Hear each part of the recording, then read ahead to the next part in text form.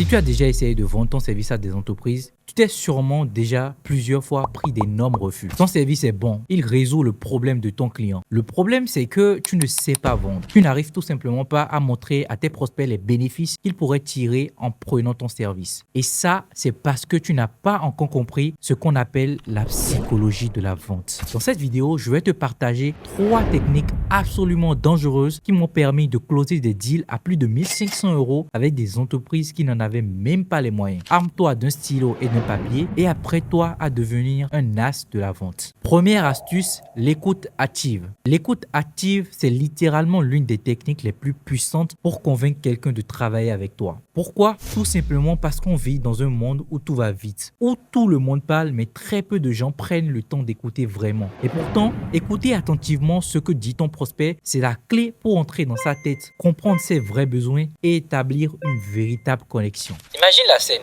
tu es en call avec un potentiel client. Tu commences par lui poser une question très simple. Dis-moi Emmanuel, quel réseau social utilises-tu actuellement pour communiquer avec tes clients? Il te répond, on utilise principalement Instagram. À ce moment-là, la majorité des freelances vont passer rapidement à autre chose, prendre la réponse pour acquise et enchaîner avec une autre question. Erreur. L'écoute active te demande d'aller plus en profondeur. Ce que tu fais, c'est que tu creuses. Tu veux comprendre pourquoi il utilise Instagram, ce que ça lui apporte, quelles sont les frustrations avec cette plateforme. En gros, tu veux que ton prospect s'ouvre à toi et te donne toutes les informations qui te permettront de formuler une offre qui collera parfaitement à ses besoins. Tu lui réponds donc, ok, et pourquoi Instagram en particulier? C'est une question ouverte, ce qui signifie que tu ne te contentes pas de recevoir une réponse oui ou non. Tu pousses ton prospect à réfléchir et à s'exprimer. Là, il va commencer à t'expliquer ses raisons. Eh bien, c'est là où se trouve notre audience cible et on a déjà une bonne base de followers. Boum, c'est l'occasion d'en apprendre plus et de creuser encore. Je comprends. Dis-moi en plus sur ce que vous faites concrètement avec cette base de followers. Quel genre de contenu vous postez et quels résultats vous obtenez en ce moment? Avec cette simple technique, tu pousses ton client à s'ouvrir davantage. Plus il parle, plus il se confie et surtout, plus il sent que tu t'intéresses réellement à son problème, plus tu augmentes tes chances de closer le deal. L'écoute active ne consiste pas seulement à poser des questions pour obtenir des informations. Elle sert aussi à montrer à ton prospect que tu es là pour l'aider, que tu t'intéresses à lui et à ses objectifs. Résultat, ton client commence à te faire confiance. Il sent que tu comprends ses besoins, ce qui va le pousser à croire que tu as les solutions pour y répondre. Et c'est là toute la puissance de la psychologie de l'écoute active. Ton prospect se dira, cette personne m'écoute vraiment, elle comprend mes frustrations, elle prend le temps d'aller plus loin que les autres. Ça crée un lien de confiance et la confiance, c'est ce qui fait que les gens achètent. Mais l'écoute active, ce n'est pas juste une série de questions avec des petits signes verbaux ou non verbaux comme je comprends. Dis-moi en plus. Des phrases simples mais qui encouragent ton interlocuteur à continuer à parler. Ce sont des petites expressions qui montrent que tu es attentif, que tu n'es pas là simplement pour attendre ton tour de parler, mais que tu écoutes vraiment. C'est l'art de faire parler ton prospect jusqu'à ce qu'il se sente suffisamment à l'aise pour te faire confiance et au final accepter ton offre. C'est un outil psychologique puissant qui te permet de créer une relation profonde avec tes clients potentiels. Deuxième technique, faire croire à ton prospect que les idées viennent de lui. Personne n'aime qu'on lui dise quoi faire. Si tu dis directement à ton prospect d'acheter ton service, il se braquera. Tu dois plutôt planter l'idée que ton service est la solution à son problème sans jamais le verbaliser de façon frontale. L'objectif, c'est qu'il arrive à cette conclusion par lui-même. Comment faire? Pose des questions qui l'amènent à réfléchir à son propre problème. Par exemple, dis-moi Marc, quels sont tes principaux défis pour convertir ton trafic actuel en client?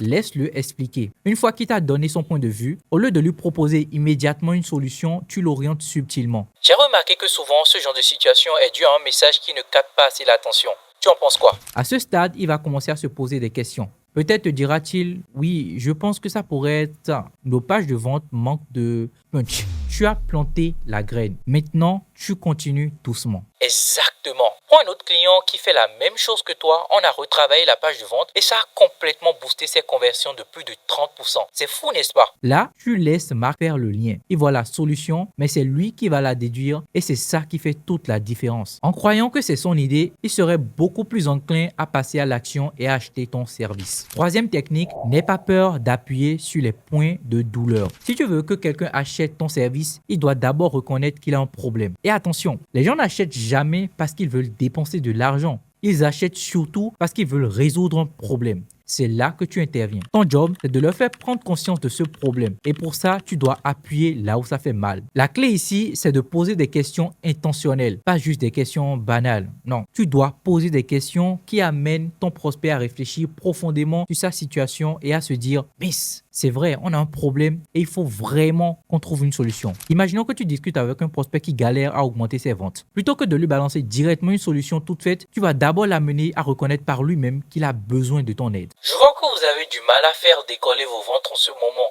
Qu'est-ce que vous pensez qui vous bloque?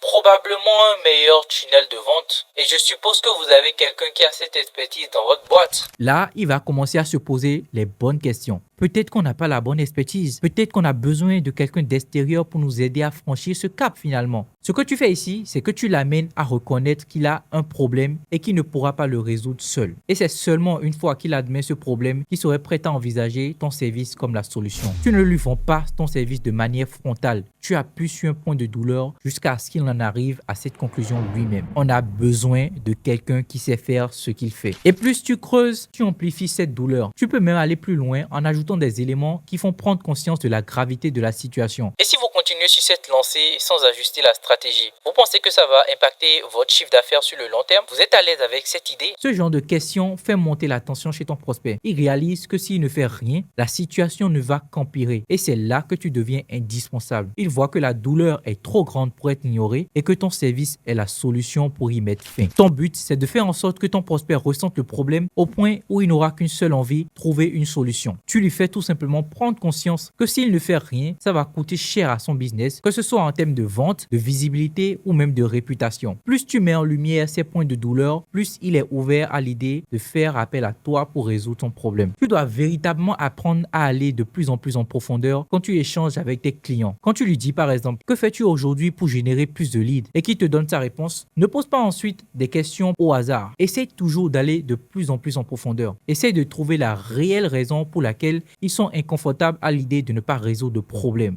Et quand tu découvres la véritable raison, quand tu lui fais comprendre sa véritable douleur, il se dit en même temps, mais ce gars est vraiment fort. Et c'est comme ça qu'il te place directement en position d'expert et qu'il voudra directement travailler avec toi. Si tu es freelance et que tu veux faire exploser ton activité, il faut absolument que tu rejoignes la guilde des freelances. C'est mon canal privé où je t'apprends chaque jour à mieux vendre, trouver des clients, doubler tes revenus, bref, devenir un meilleur freelance. Et l'entrée est absolument gratuite pour le moment, tu n'as rien à payer. Le lien se trouve dans la description. En tout cas, j'espère que tu as apprécié la vidéo. Si c'est le cas, je pense que tu vas vraiment apprécier celle-ci où je te montre comment tu peux multiplier par 10 ton revenu en tant que freelance.